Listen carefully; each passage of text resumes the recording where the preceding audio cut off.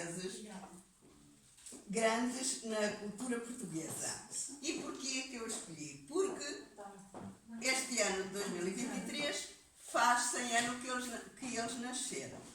São os dois beirões, como eu, e, embora tendo percurso, tornaram-se amigos em Coimbra, onde se encontraram, ficaram sempre amigos, e embora tendo percursos completamente diferentes e obras completamente diferentes, mantiveram essa amizade.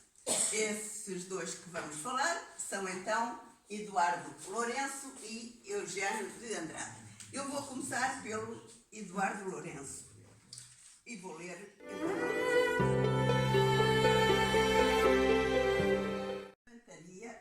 e da sua mulher Maria de Jesus. Ora, ele é de uma aldeia chamada São Pedro do Rio Seco, que fica mesmo ao pé da minha.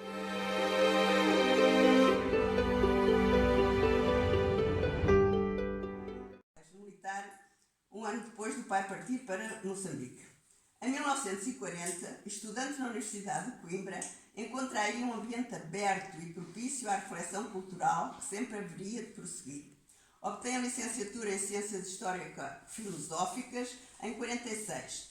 Torna-se assistente da Faculdade de Letras, colaborando com Joaquim de Carvalho.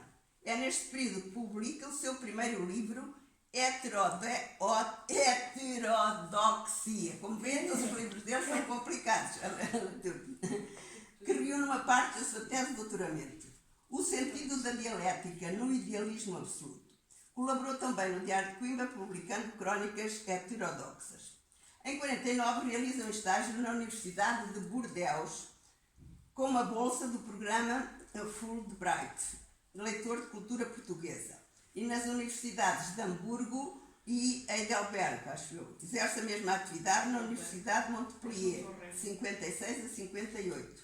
Casa-se com Annie Salamon, francesa, em 1954. Após um ano passado na Universidade Federal da Bahia, depois tem uma passagem pelo Brasil, como professor convidado de filosofia, passou a viver em França em 1966. Ele viveu depois sempre em França até a mulher falecer. Fixou residência em Vence, conhece Gabriel? Em Vence. Foi leitor na Universidade de Grenoble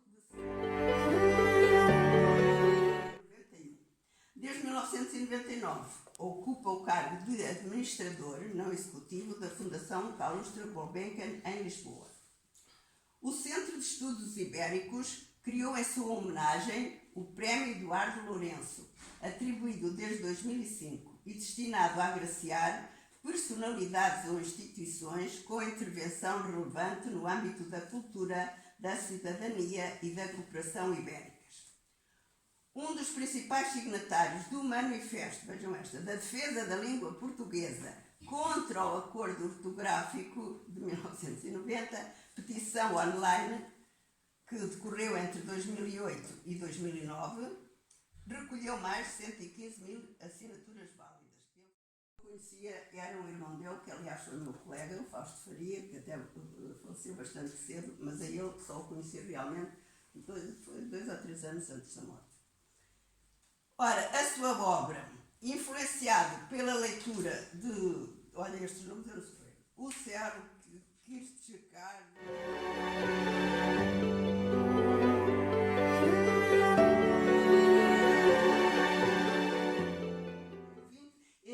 muita gente nascida em 1920, entre 20 e 30, olha, conhecem já a Natália Correia, conhecemos já quem é que foi mais.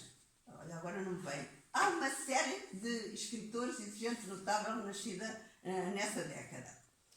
Crítico e ensaísta literário, virado predominantemente para a poesia, aqui eu discordo. A escritora Linda Jorge afirmou que o ensaísta Eduardo Lourenço, foi no dia do falecimento dele, hoje falecido, foi o intérprete do pensamento português e a figura mais inteligente da segunda metade do século XX, apelando que a sua obra seja transmitida aos jovens. Eduardo Lourenço, isto é palavras dela, é o ensaísta e filósofo que melhor representa o nosso pensamento, de uma forma não cética.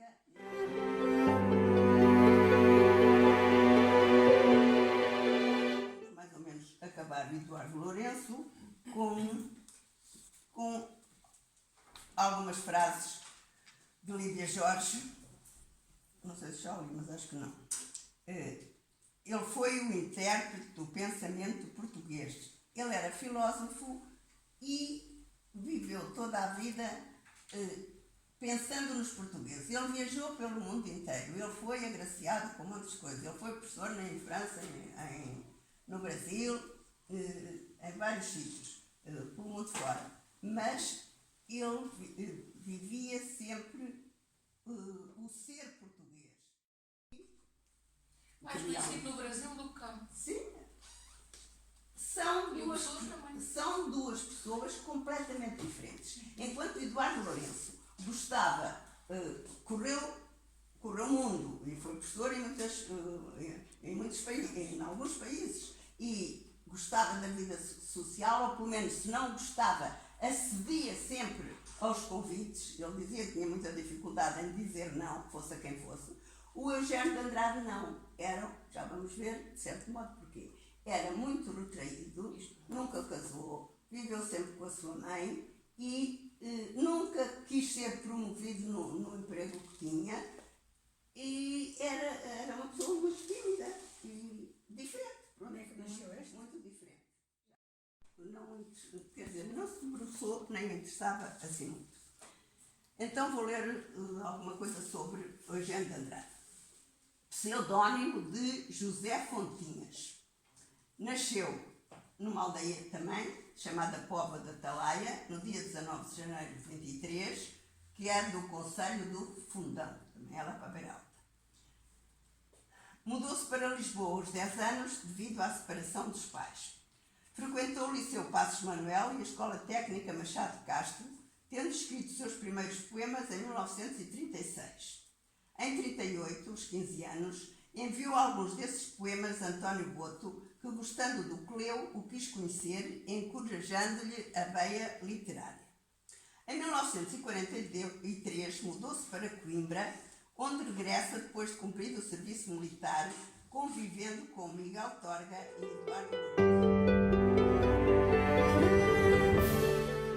Mas acho que ele tinha uma tendência homossexual, que nunca se definiu, quer dizer, nessa altura ninguém se ia definir, e então ele afastou-se, porque ele era gozado nessa altura, quer dizer, havia sempre uma certa crítica, e então ele vivia realmente bastante isolado, embora convivesse com estas pessoas particularmente assim, mas em eventos sociais mais importantes ele evitava ir, embora concorresse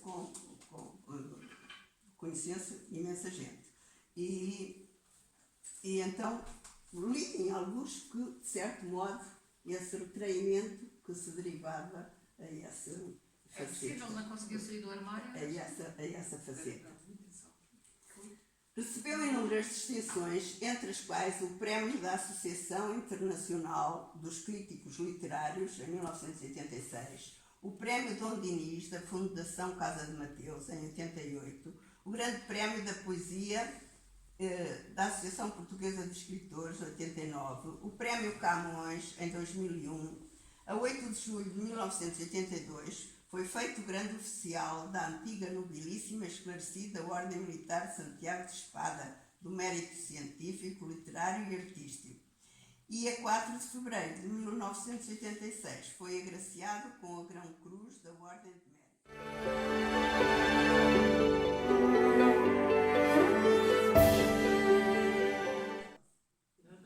Quem é que escreveu isso? Quem é que escreveu? Quem é que escreveu? Quem escreveu? O José Fontinhas é ele, é o nome dele. Está bem, já percebi. José Fontinhas é ele. O pseudónimo de Eugênio de Andrade. Está bem. Ainda tinha assinado com o nome. Foi a primeira coisa que ele publicou. Um poema homossexualmente explícito, uma estreia que depressa achou embaraçosa.